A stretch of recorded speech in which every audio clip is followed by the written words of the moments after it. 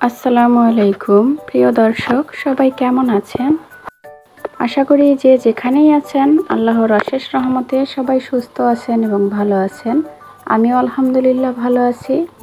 চলে আসলাম আবারও আপনাদের মাঝে নতুন একটা রেসিপি নিয়ে। তো আজকে আমি কোনো ব্লগ ভিডিও শেয়ার করব না, একটা রেসিপি শেয়ার করব। মাছের তেল আর বেগুন দিয়ে পাগল করা একটা রেসিপি শেয়ার করব। তো চলুন দেখা যাক কি কি লাগবে রেসিপিটা বানাতে। তো যেহেতু আমি মাছের তেল দিয়ে রেসিপিটা বানাবো, এখানে আমি মাছের তেল নিয়েছি। তো আপনারা যে কোনো বড় সাইজের মাছে যে তেলটা থাকে সেটা নিতে পারেন। আমি এখানে পাঙাশ মাছের তেল নিয়েছি। আর এখানে কিছুটা বেগুন আমি ছোট ছোট করে কেটে নিয়েছি। এভাবে করেই বেগুনগুলো কাটতে হবে, তাহলে একেবারে মিশে যাবে। আর এখানে হচ্ছে আমি পেঁয়াজ কাঁচামরিচ কেটে নিয়েছি। আর এখানে আছে আদা রসুন আর জিরা বাটা। তো এই মশলা দিয়েই আমি রেসিপিটা বানাবো। তো বন্ধুরা, এই রেসিপিটা বানাতে একেবারেই কম সময় লাগে আর খুবই মজা হয় খেতে, অনেক সুস্বাদু। যারা পাঙাশ মাছ খান না তারা অন্য মাছের তেল দিয়ে করবেন, কোনো সমস্যা নেই। তো আমি এখানে রান্নাটা বসিয়ে দিয়েছি। প্রথমে একটা কড়াইতে তেল দিয়ে তারপরে পেঁয়াজ আর কাঁচামরিচ দিয়ে একটু ভেজে নিচ্ছি। হালকা একটু ভেজে নেব আর কি, পেঁয়াজটা একটু নরম হয়ে আসা পর্যন্ত। তো আমার পেঁয়াজটা ভাজা হয়ে গেছে। এই পর্যায়ে আমি দিয়ে দিলাম আদা রসুন আর জিরা বাটা। সব কিছু আমি একসাথে বেটেছি, তো একসাথে দিয়ে দিলাম। এখন কিছুক্ষণ ভেজে নেব যাতে করে কাঁচা গন্ধটা চলে যায়।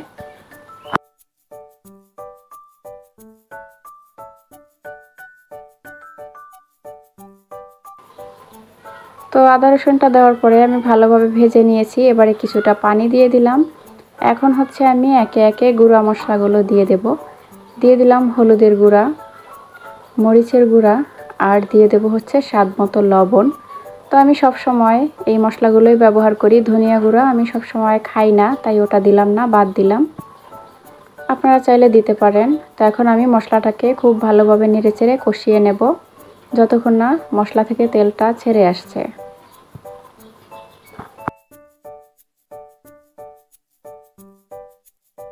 তো বন্ধুরা দেখুন, মশলা থেকে তেলটা কিন্তু ছেড়ে আসছে। আমি এখন মাছের যে তেলটা ছিল সেটা দিয়ে দিলাম।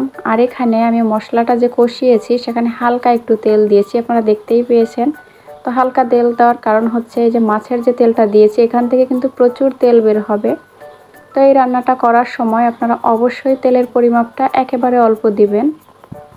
তো আমি এখন মাছের তেলটা নেড়েচেড়ে মশলার সাথে কষিয়ে নেব। খুব ভালোভাবে কষাতে হবে।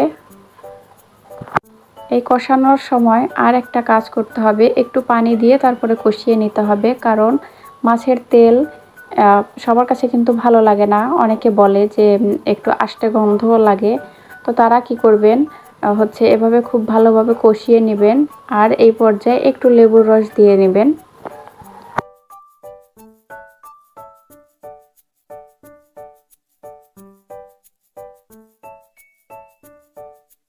তো বন্ধুরা দেখতেই পাচ্ছেন মাছের তেলটা খুব সুন্দরভাবে আমি কষিয়ে নিয়েছি। আর কতটা তেল বের হয়েছে, তো তেলটা দেখে ভয় পাবার কিছু নেই। ভিডিওটা দেখতে থাকুন, দেখুন আমি তেলটা শেষ পর্যায়ে কি করি। তো বন্ধুরা খুব ভালোভাবে কষিয়ে নিয়েছি আমি। এর থেকে বেশি কষানোর দরকার নেই, দেখেই বুঝতে পারছেন কালারটাও কিন্তু চেঞ্জ হয়ে এসেছে কষাতে কষাতে। আর দেখতে মাশাআল্লাহ খুবই সুন্দর লাগছে। এই পর্যায়ে আমি কেটে রাখা বেগুনগুলো দিয়ে দিলাম। আমি কিন্তু তেলটা এখনও রেখেছি, শেষ পর্যায়ে দেখবেন আমি কি করি। তো এখন এই মশলার সাথে বেগুনটাকে খুব ভালোভাবে নেড়েচেড়ে আমি ঢাকনা দিয়ে ঢেকে কষিয়ে নেব। আমি এখানে কিন্তু কোনো পানি দেব না।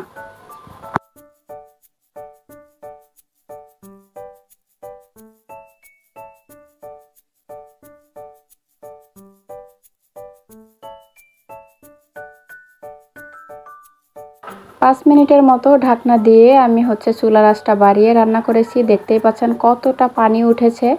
আমি কিন্তু এখানে কোনো পানি দেইনি আর পানি দেবও না। এই পানিটা দিয়েই আমি পুরো বেগুনটা রান্না করে নেব, তরকারিটা।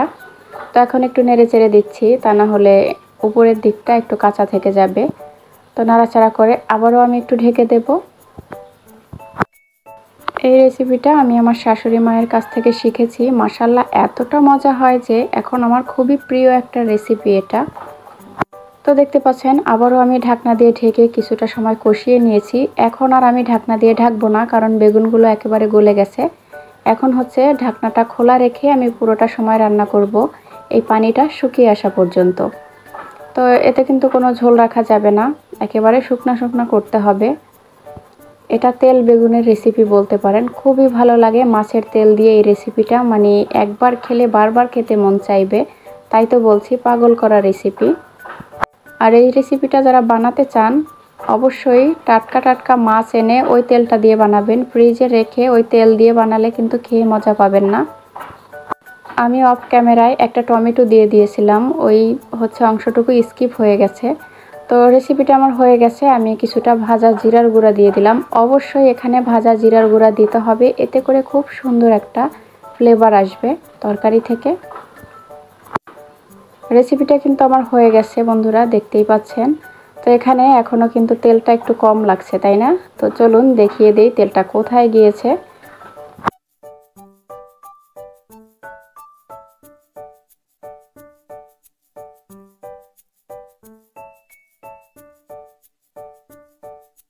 এই তো দেখতে পাচ্ছেন আমি তেলগুলো কিন্তু আলাদা করে তুলে ফেলেছি। এখানে অনেকটা তেল বের হয়েছে, আমি এই তেলগুলো সরিয়ে নিয়েছি, কারণ এতটা তেল খাওয়া কিন্তু শরীরের পক্ষে ভালো না। তো আমি তেলগুলো হচ্ছে ফেলে দেবো, আপনারা চাইলে অন্য কাজে ব্যবহার করতে পারেন। তো আমি কিন্তু এই বেগুনের সাথে অল্প তেল রেখেছি, যেহেতু তেল দিয়ে রেসিপিটা করেছি, একেবারে তেল ছাড়া খেতে তো আর ভালো লাগবে না, তাই কিছুটা তেল রেখেছি। তো বন্ধুরা, আমার রেসিপিটা কেমন লাগলো আপনাদের কাছে অবশ্যই কমেন্টে জানাবেন। আর কোনো নতুন বন্ধুরা আমার চ্যানেলে আজকে ভিজিট করে থাকলে আপনি চাইলে প্লিজ আমার চ্যানেলটা সাবস্ক্রাইব করে বন্ধু হয়ে পাশে থাকতে পারেন। আর পুরনো বন্ধুরা, আপনারা তো সবসময় আমার সাথে আছেন। সবাইকে ধন্যবাদ জানিয়ে এখানেই বিদায় নিচ্ছি। আল্লাহ হাফেজ, আসসালামু আলাইকুম।